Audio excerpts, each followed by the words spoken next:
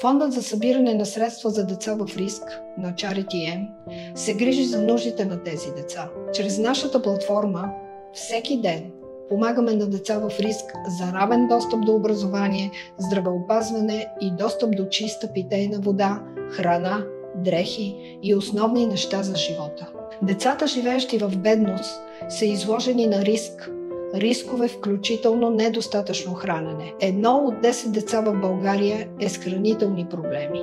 Децата от бедни семейства често изостават в образованието си и са по-склонни да напуснат училище рано. Тези деца от бедни семейства често са изключени от социалните дейности и възможности. Децата в бедност са по-склонни да страдат от хронични заболявания и да имат по-ниска продължителност на живот. Ето защо даренията за този фонд за социално въздействие отива директно за безвъзмездните средства за деца в нужда, а в някои случаи и за организации, работещи за предоставяне на помощ или насърчаване на критична социална промяна.